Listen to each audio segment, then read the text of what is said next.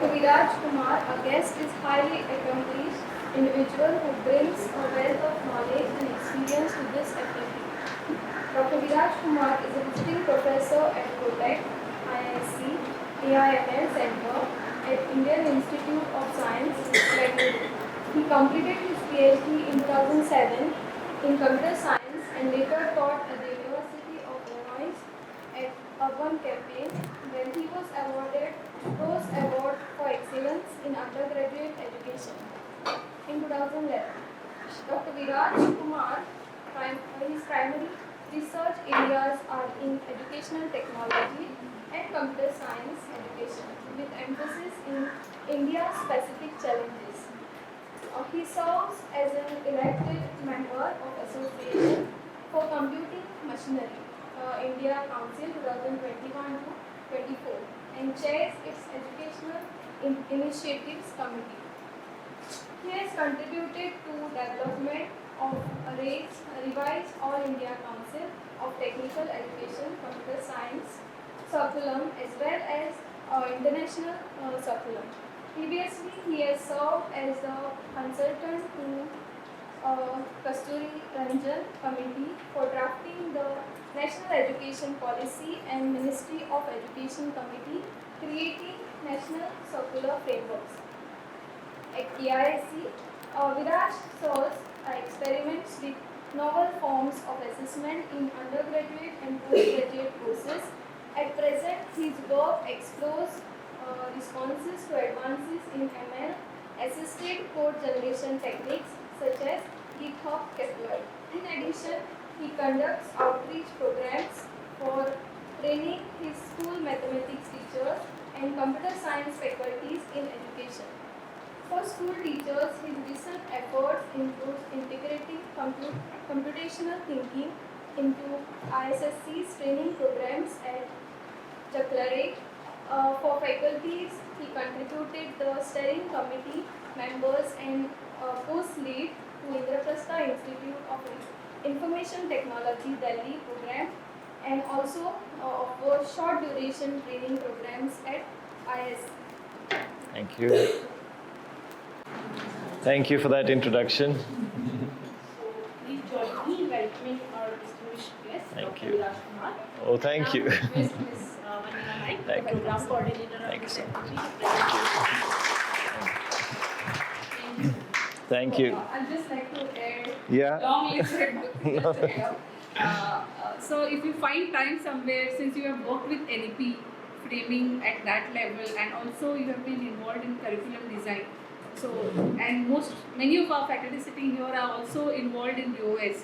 So, if you could, in between give them some pointers with respect to the curriculum, it would be a I will try, certainly. Thank you so much, Dr. Vandana. Thank you.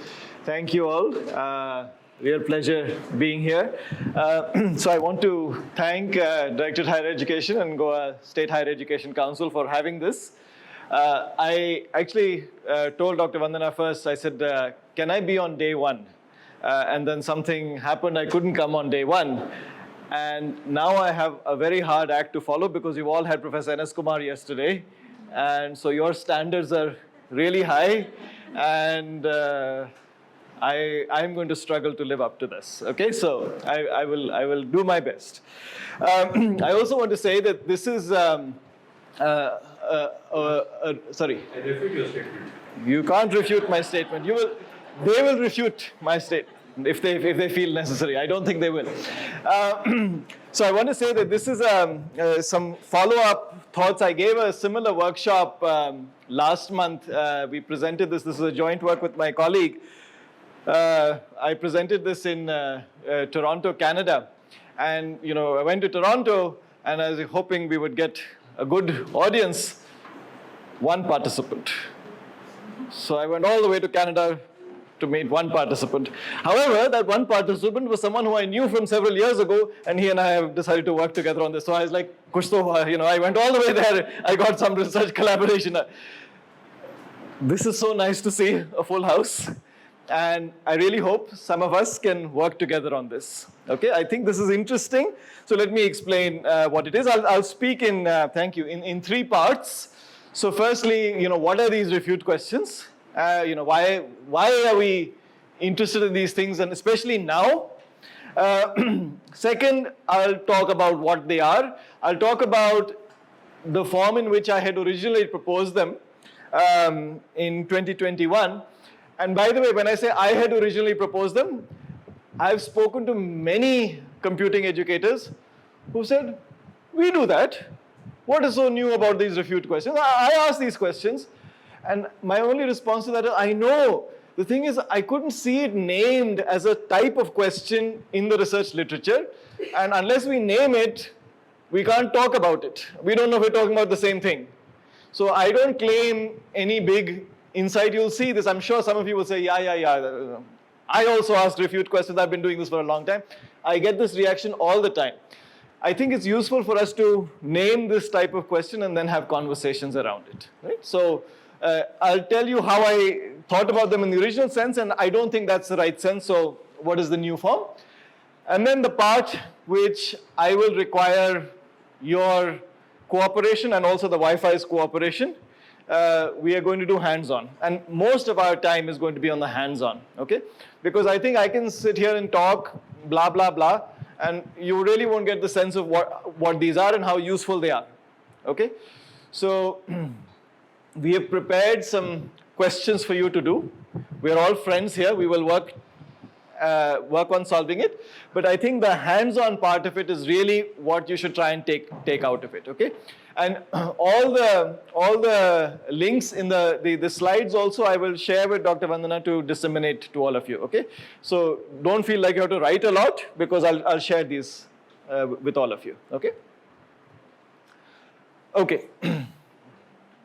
So let's start with the why. Why we should want to develop students' critical thinking abilities, and especially why now, okay? And I think the short answer is AI and what AI can produce, okay? So a few months ago, there was there's this very nice blog. Ma'am, this wire is getting a little bit, there we go. And now that wire is going. It was a very funny layout of wires. If you can just, we shouldn't have a fire in this. So there was this, there's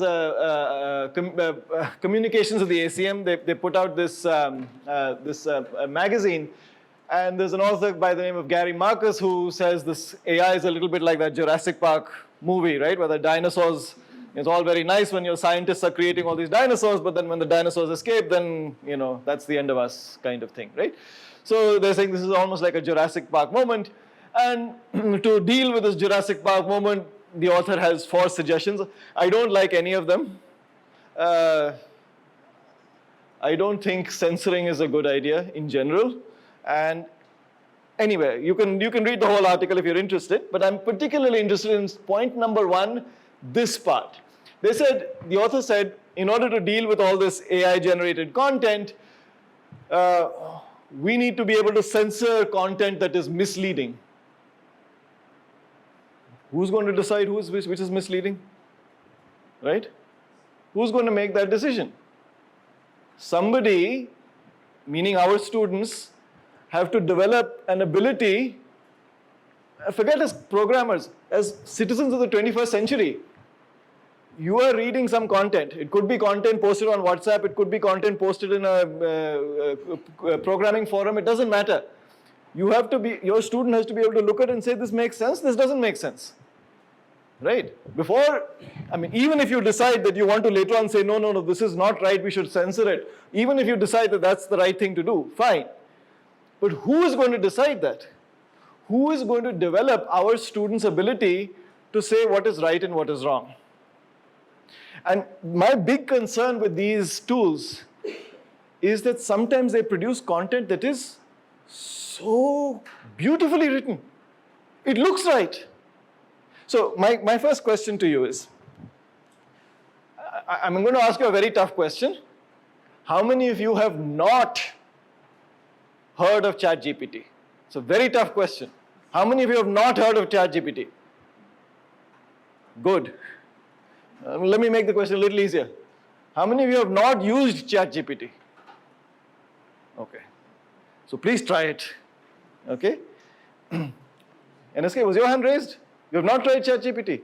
On the shoulder. Many of them have. Ah. Okay, so those of you who have you managed to use ChatGPT to create something wrong? Was it always right? Come, so someone share some examples where you use ChatGPT. Maybe you tried it one time only. Sir? Not used? Okay, someone who has used? Yes, sir. Plan for visiting places. Plan to visit places. Very nice. Very nice. I'll come back to that just a second. Yeah. Create a syllabus. Oh, very good. So I want to come back to you. So the place that you asked you to plan a visit for, had you been to that place before? No, you hadn't. Because if you had, you could also have critiqued how good its plan is. You know, you've been there, you've been to this part of Mumbai, and so you want to see how good is its plan to visit that part of Mumbai, for example, right? Your syllabus, sir, had you taught that course before? Were you familiar with that? You hadn't. See, this is this is how it is. The other day, some colleagues of mine said, oh, we have to have a workshop, 3-day workshop on AI, something. And we have to have the plan out tomorrow. Actually, we would like the plan out yesterday, but we can't do it yesterday, so do it by tomorrow.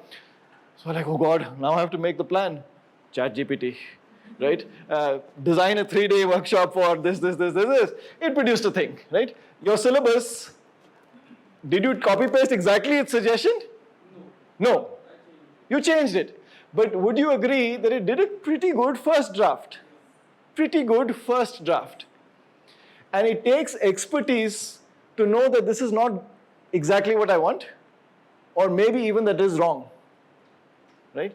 You need some domain expertise to figure out exactly what is wrong. And this is what I'm terribly concerned about. I don't see this in this article, this ability to critique. Let me give you an example from Copilot. How many of you have used GitHub Copilot for writing code? Okay. Since June of 2022, which is a long time ago, this tool is freely available to your students. If you want to write code, your students can get this for free, and any programming problem you give them, it will produce the correct solution. But you know the good news? Since September of last year, it's also free for you. As a faculty, you can write to them. They ask you to upload your ID card or something, proof that you are a faculty member. You give your official email address if you have, and you can get it for free. I've been convincing NSK to try and get it. Did you get it? He didn't try it. See, he never listens to me. But it's okay, I also sometimes don't listen to him. We have a very nice friendly relationship. So basis of a healthy relationship is sometimes you don't listen to your friend. Okay, so this is an example of a problem. I'll point you to this website called Code Check later on. We'll do a lot of our hands-on exercising on this website called Code Check, which is a very nice tool, by the way. I've taken a problem. The question asked, I'll give you a square matrix. The question says, reverse the diagonals. This is Python code. How many of you are not familiar with Python code? It's okay. How many of you are not comfortable with Python code? A few? Okay. Can I assume most of you are comfortable with C? Is that okay? Good. Because for the study, for the hands-on, I've got mainly C. Okay. Anyway, so I've written all this stuff that's in lovely color font. Here is my cursor. And all this stuff in gray is being auto-suggested. It's being suggested based on the name of the function, the name of the argument, the type of the argument, and the comment that's given here. I wish I could do a demo if the internet was working. When it comes on, I'll do a more powerful demo for you. I want you to really see how amazing these tools are, okay? In terms of their ability to just come up with the code, right?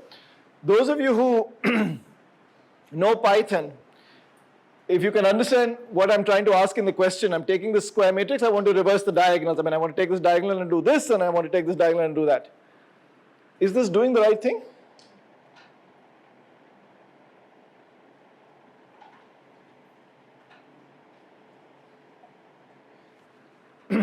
Question is clear, no? I have a square matrix.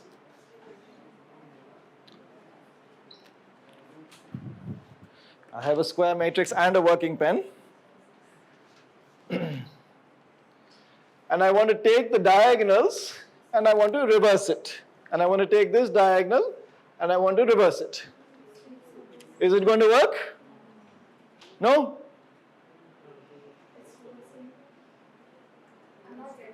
That's fine. Yes? Very good. Very good. And see, that's the nice thing about Python, it's so readable. Even if we're not familiar with Python, it's readable enough that we can read it. You know, for row in square matrix, reverse the row, right? So that's going to take this row and flip it like that, and take this row and flip it like that. That's not doing it, right? Now, obviously, I've chosen this example so that it's relatively easy for us, even if we're not familiar with Python, that we can say, no, this is not right. Okay? Fine. In GitHub Copilot, if you don't like the first suggestion, you can prompt it to say, okay, show me more suggestions. This is what I'm talking about, the flood of AI-generated content. AI-generated artifact flood. I mean, it'll just keep producing stuff for you. Maybe one of these is right. Takes a little more effort to examine these. I'm not interested in whether it's right or wrong. I'm just trying to give you an example of how these systems can just generate solutions. And what today's hands-on session is about, today's workshop is about, is in such a world where all these AI technologies can produce this content very cheaply, how are we going to help our students develop the capacity to look at it and say, no, this is not right? See, up to now, we've been spending a lot of effort getting them to write the code, or to write the essay, or to write the newspaper article, or whatever it is, to write, to generate. Generation is now cheap for these technologies. The question is, can you trust what it's producing? Is what it's producing correct? Is it appropriate? Today, a human being is much more valuable in doing that oversight. Otherwise, you will just get a bunch of stuff that's generated. I mean, the newspaper media organizations that are firing reporters saying, look, why do we need you? We'll take some story from somewhere and we'll throw it into ChatGPT. It'll produce its story. Why do we need a reporter? Maybe one day will come, well, they'll do the same for programmers. Why do we need you? Right? Actually, these tools are better than I can expect my students to be at the end of 1 year of teaching them. They're better. I don't know how soon before they will be better than after teaching them for 4 years. Maybe that day will happen, maybe that day won't. But it's forcing me to think about what I should be teaching my students. I tell my students on day one, look, this exists. If you could write code like this before June of 2022, I would be giving you full marks. But now this tool can do it. So why should I be asking you the same kinds of things? Right? A little bit scary, no? I was very terrified when I saw this. I mean, I was terrified for my students. It'll come for my job also, but for now I'm worried about my students. Right? And I think this is what really has got me thinking about, what can we do to do more. So I'll give you an example now from a final exam that we did. So in our first year programming course, in IISc, we're very funny people. We also get them to do a little bit of algorithms and asymptotic analysis and a lot of other things we do, right? Asymptotic analysis, everyone has seen somewhere, right? Big O notation, right? So this is an example. I asked a colleague of mine, I said, he and I were teaching the course together. I said, we need some questions for the final exam. Can you give me a suggestion, so some problems for the final exam? So he gave me some examples. I took one of them and I said, with your permission, I won't ask the question exactly the way you've given it. I'll ask it like this. So this was the question he had given. I gave that question to ChatGPT. ChatGPT has solved it. And the question I ask my students on the exam is, what's wrong? Critique. I don't want you to write a proof. ChatGPT can write a proof. Is it a correct proof? That's what I want you to do. If you've seen big O analysis proofs, just spend 30 seconds reading this. Read the question first, and just glance at the solution.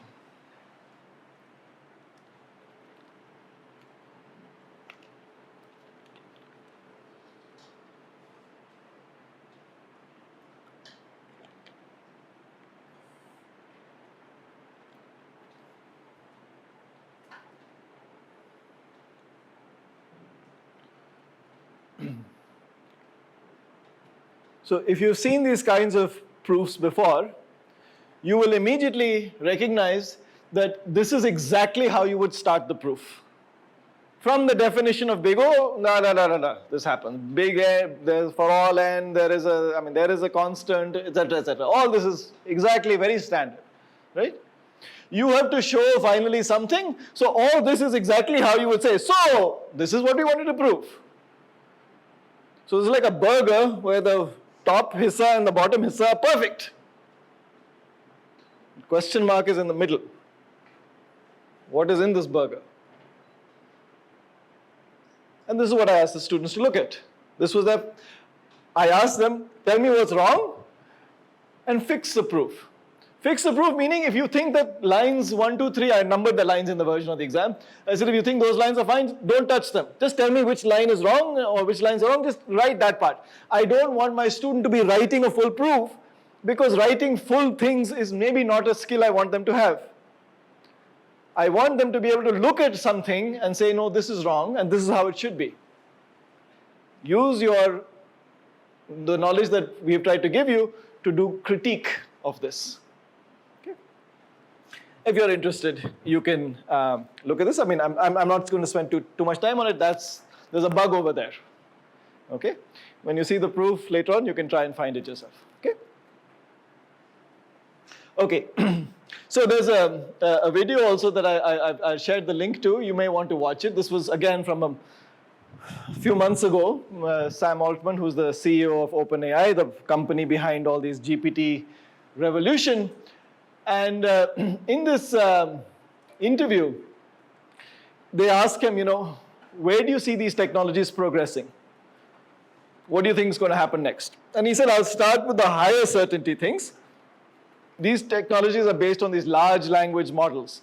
So he says, I think large language models are going to go a lot further. There's so much room for algorithmic progress, meaning the question he was asking was, these large language models, they basically have ingested a large amount of Wikipedia and lots of other textual data. They have taken all this data. So the question was saying, now that you've taken all this data, I mean, how much room is there to improve to make the next model, right? And he's saying, no, it's not a question that yes, we've soaked in a lot of data. Yes, there are some limits to how much computing power we can spend on this, but there's so much more we can do on the algorithm side. And that's with this paradigm, with large language models. And then he also goes on to say, but I think we're going to look at new paradigms. He says in 5 years, if we're still using these transformers, these large language models, there's a technique they call transformers. He said, if we're still using this in 5 years, I'd be disappointed. So again, I look at it from, people are very upset with OpenAI for releasing these models, and there are valid concerns about what they have done. Should they have done what they did? The way I look at it is, I'm not an AI researcher. And I think most of us in this room are not AI researchers. I did not know how good these technologies were. And by putting it out there, by making it open in the form of ChatGPT and Copilot and all these other technologies, it's allowed me and all of us to play around with it and say, my God, these things are good. These things are good, and as a teacher, as an educator, I need to react. And now I'm much more interested in keeping an eye on what people like this are saying and trying out these technologies. So this is a very old laptop, but I installed Copilot on it because I wanted to play around with it. A few weeks ago, Amazon released its version called Code Whisperer. Again, free. Code Whisperer is way worse than Copilot right now. Amazon wants to make it better. How do you make it better? You need more training data. How do you get training data? Make it available for free. Amazon is rich, right? They can afford to do this. Is it ethical? I don't know. It's very, very questionable, right? But they made it available for free, and now lots of people are using it, and so they're going to get better. 3 days ago, there's another company called Codium, whose tool I want to particularly demonstrate because that's taking it to the next level. They're connecting it with ChatGPT and doing some very clever stuff with that. So these things are becoming more and more powerful. I'm interested in keeping an eye on it. Okay? Yeah, so that's my why. Yeah? Any reaction from anyone about why we should be trying to help students develop a critical eye? Convinced we should try? Yes? Okay. We don't have much choice. We're going to be doing it. We're going to try, right? But let's see. Okay? So let me start now with the what, and I'll tell you what the original form was. So there was I tried to submit this to this conference as a paper. They said, no, this is not enough work as a paper. So I said, chalo, let's do it as a poster. At least I want to get the idea out there. So it's like a one-page poster. And in that poster, I was offering these refute questions as an alternative to something called explain in plain English, which is well understood in the computer science education research literature. So let me tell you what these explain in plain English questions are. Again, you look at them and say, we've asked these questions also. Okay? So this is an example from the paper. So somebody has given you this function, and the question is, write a short English language description of what this function does. It's a C function. You can spend a few seconds looking at it. The question is asking the students to explain in plain English, what does this code do?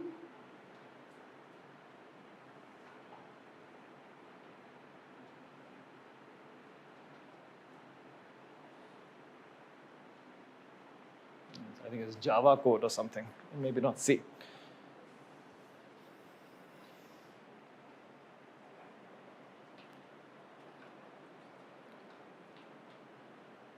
So when we're asking for an explanation, here is not what we're looking for. We're not saying, on this array, tell me what the answer is. We're asking in general. In general, what is the purpose of this code? What is it trying to do? Is it trying to sort the array? Is it trying to do something else? What is it trying to do? Index of smallest element. Very good. I haven't looked at it in a while. You may very well be right. Right? Is it finding the position of the smallest element in this? Yeah? Very good. So yeah. So this is an acceptable answer from this paper. It returns the index of the smallest value in the array. Very good. Okay? So this was well understood in the research literature. Explain in plain English. I was offering an alternative to explain in plain English. Okay? I now think this is not the right way of describing these refute questions, but I want to just tell you this is where I was originally thinking of.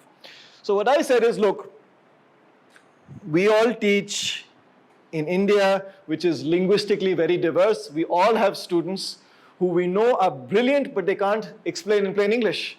They can't write. Suppose I have a student who knows exactly what this code is doing, but she's understood it in Kannada, in her head, or in Konkani, or whatever language, right? In her head, it's clear what this code does. I'm asking her to explain in English, and when she tries to explain it to me in English, her explanation is wrong. I look at it and say, no, she hasn't understood. That's not fair for my student, right?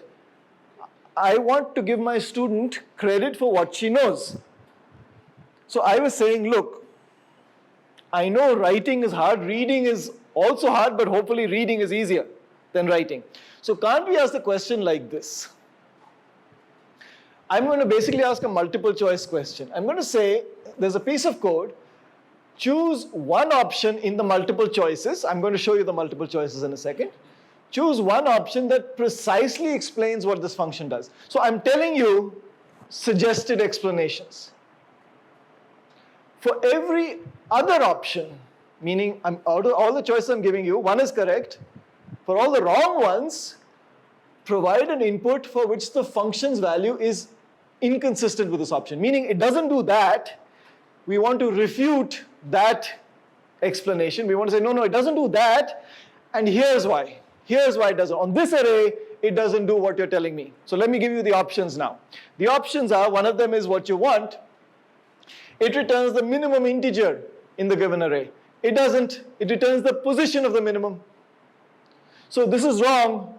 So give me an array on which what it returns is not the minimum of the array, because it returns the position of the minimum. Okay? Is that idea clear? Yeah? We can refute option A, it's wrong. This code does not return the minimum, it returns the position of the minimum. And so we can find an input on which the minimum value is, let's say, 10, but it's at position 0. So this code will return 0, not 10. In fact, 0 may not even be a value in the whole array. So what it will return is not the minimum. But look at options B and C. Does it return the largest index at which the minimum appears, or the smallest index at which minimum appears? Both? It can't return both. It has to return one. It can only return one number. So does it return the largest index or the smallest index? Smallest also, if the value is repeated, Yeah. then it may be smallest. So if the minimum appears at position index 0 and index 100, will this return 0 or 100? 0. It returns 0. So the correct answer is C. And the way you show it's not B is by giving an array where the smallest value appears twice. Right? Right? Yeah? So, this is what you would do. You know, to show that it's not the minimum, for example, you just give an array with one element. I mean, there could be many examples. The minimum value is 2, it appears at position 0. The option's answer is 2, but the actual answer is 0. According to the option, the minimum value is 2. Right? If this was correct, then the answer should have been 2, but no, this function returns 0. Here is an example where the minimum appears twice. This option tells you the largest index, so that's index 0, index 1. It says 1, no, but the actual answer is 0. And C is correct, okay? And what I said in the poster was, you know, we can ask these. We can also ask a sort of pure refute question where we don't show correct ones, meaning we always tell the student, look, all these options are wrong. Don't tell me which is right, they're all wrong. For everyone, refute them, okay? I tried this with my students. I don't know why I'm still alive. They hated this. They hated this kind of question. And they gave me feedback saying, look, you're asking me to think about the code. Then you're asking me to think, does it do this? And then you're telling me it doesn't do that. So you're confusing me. And then you're asking me to show it doesn't work. And then you're asking me to show something else doesn't work. Bapre, I'm one human being. Don't do this on an exam, please. So the first thing I said was, okay, I won't ask it in this multiple choice way. I'll just give one option. I'll just say, this is the code. It doesn't do this. It's supposed to do this, but it doesn't do it. Just tell me why it's wrong. That, I think, is much more useful now in this AI-generated world. I tell it to reverse diagnose, it produces some code. I'm telling you it doesn't work, but you tell me why. So just one piece of code and one explanation, not all this multiple choice business, right? This, I think, is too hard. But I just want to briefly say why I think, in general, these kinds of questions are valuable. Maybe not in this form, maybe in this simplified form. They're more valuable, I feel, than these kind, right? Just look at it, right? Look at this function name, f. Look at this function name. You see, if I'm asking you to explain what the purpose of this is, I can't reveal the answer, right? I have to use a meaningless name of variable, meaningless name of function to make this an interesting question. But our students shouldn't write code like this. They go to industry, NSK will fire them. He will say, you can't write code like this with variables called F and L and P and Q. You have to give meaningful names, right? And we all know our students do write code with bad names, right? How many of you students have written code with a variable called lowercase l, and it looks like a 1? L is equal to, Bapre, what do you mean 1 is equal to? It looks wrong, right? Then you know it's L. Here we can give meaningful variable names. We can even give comments if we want. We can give a lot of detail on this code because the code is wrong. The code was trying to do something, but it doesn't do it. So we can give meaningful names, there's no problem. The student still has to think, why is it wrong? On what input is it wrong? Is the idea clear of these refute questions, right? So I think if we give our students practice with questions like this,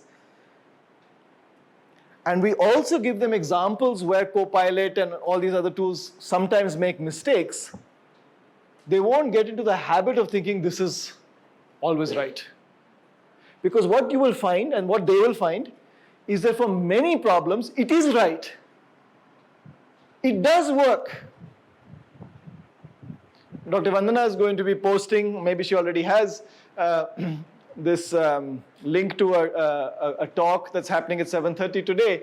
They're discussing a paper that I didn't know about this. I just found out 2 days ago that they're discussing this paper that we wrote, that we presented in Canada, where we did this. We looked at some problems and we copy-pasted them into Copilot and we said how many of them can it solve, right? And a large number of them it could solve. So our students will start treating this like God. Like this is always right. And we want to develop their ability to critique. So we have to give them practice. And we have to tell them what it looks like to critique some code. Yeah? Convinced? Yeah? Okay. I don't think this is the best way to frame refute questions now. This was me thinking 2 years ago. So let me give you a broader conception. And I think this is something that even if you're not teaching programming courses, you're teaching other computing courses, I think this is something you can take to other courses as well. I haven't explored this fully, so there's a lot of opportunity for doing interesting research here. If you're interested, we can certainly have a conversation. I'll be very happy to have a conversation. Also, Dr. Vandana was speaking earlier about those of you who are members of your boards of studies and asking other kinds of questions on exams and things like that, you might want to look at this idea. So I'm going to generalize now, not from programs, right? In general, there's some intent. We want to solve some problem, right? It could be write a program, it could be write a database query, it could be whatever. There's some intent. I want to solve a problem, okay? And then there is an artifact that is supposed to satisfy that intent. That artifact could be the program that meets the specification or the SQL query that produces the right result, whatever, right? So there's an intent and then there is the artifact, okay? And the question is, does the artifact satisfy the intent, right? The person wanted to do something, either a human being or AI or whatever has produced this. Is this correct? And I think you can ask refute questions. As instructors, you can ask refute questions whenever, if the answer is no, you can check it with a counterexample. See, think about a SQL query. I don't know SQL very much, but think of a SQL query, right? I want to query a database to get blah, blah, blah, right? Suppose I give you a wrong query. What is a counterexample? What is a counterexample to an incorrect SQL query? I'm supposed to find all employees that whatever, whatever, whatever. I give you this SQL query. How do I know this is wrong? Sorry?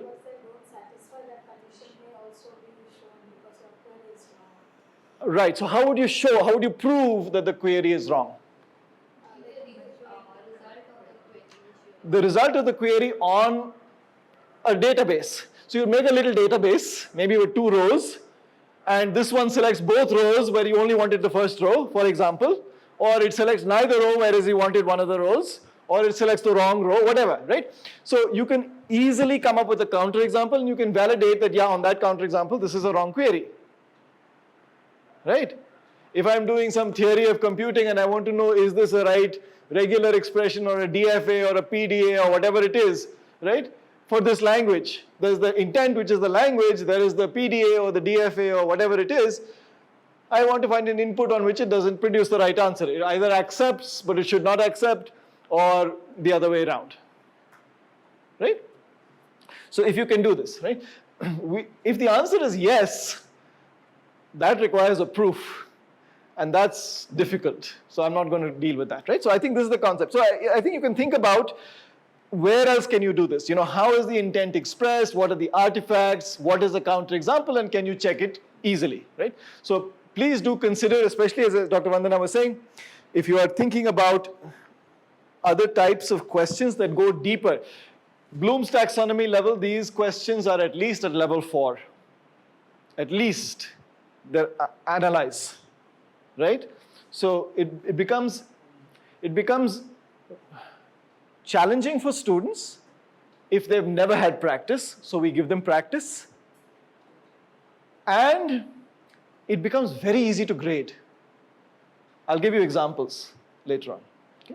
So please consider this. So this is where we need to hope that internet is now available. Have we got internet?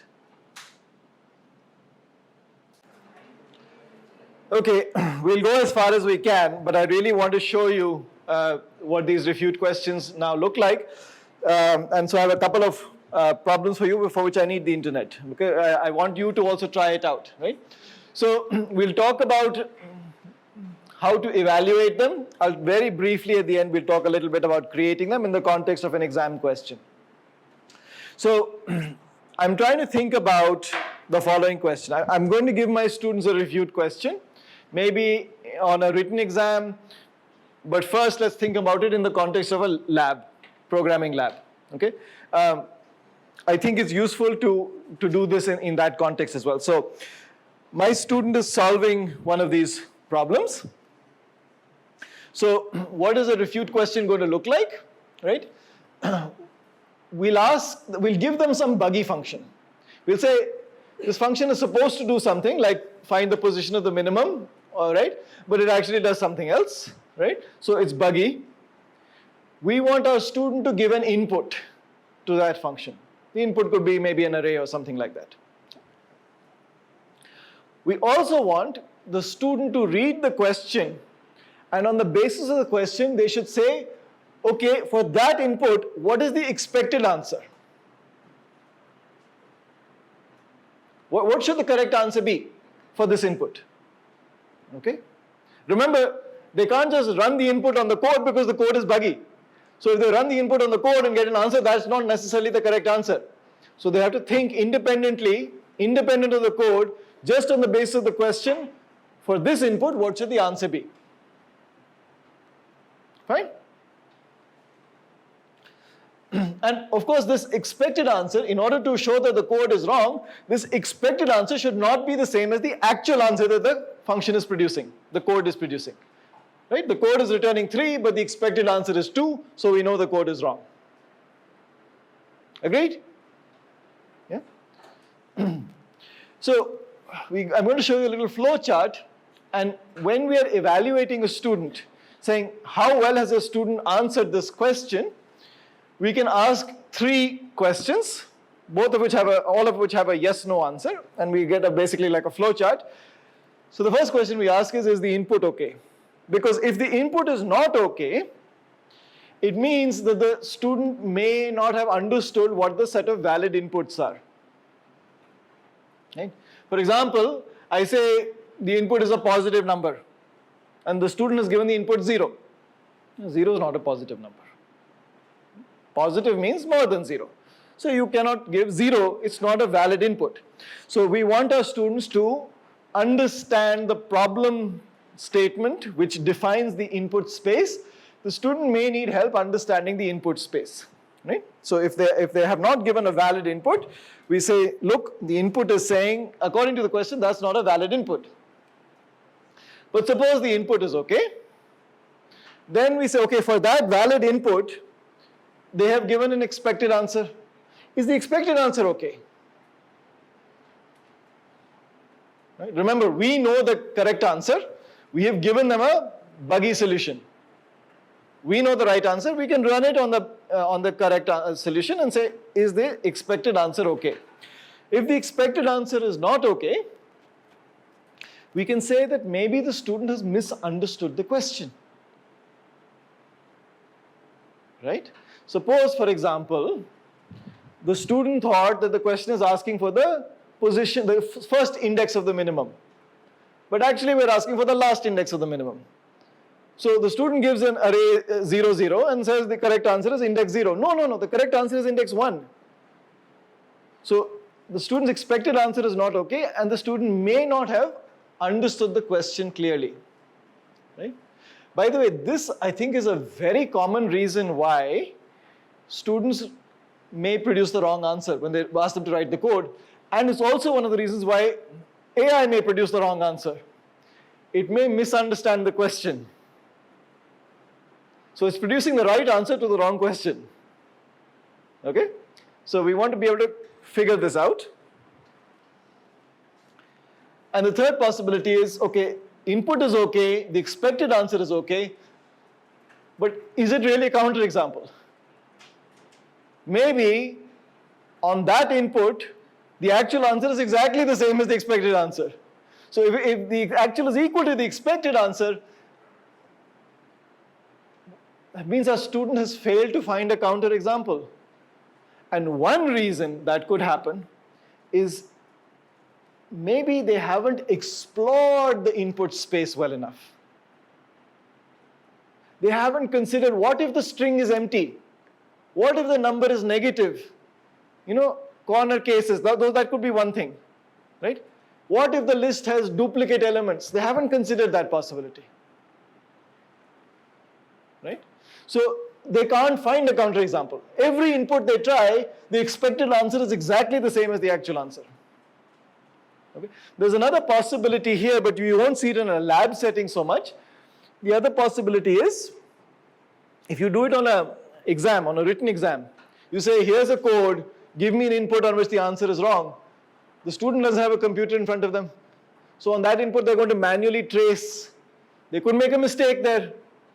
They could think they have a counterexample, but the answer that they have calculated for actual is not correct. They have made a mistake, in tracing the code. So on a written exam, this would be slightly different. But here I'm assuming this is in a lab setting where you have a computer, you can just give it an input and run the function and see what does it produce. Okay? So is actual equal to expected? If the answer is yes, maybe the problem is here, right? And of course, if the answer is no, then they've actually come up with a counterexample. They have refuted the code. They have given a valid input on which the actual answer is not the same as the expected answer. So they've shown that the code is wrong. Yeah? So now I really need internet. So how do we do this? Can we get a hotspot, something? This is the latest I need to be at, because my next thing is the Wi-Fi link. Fine, let's have a tea break then. So.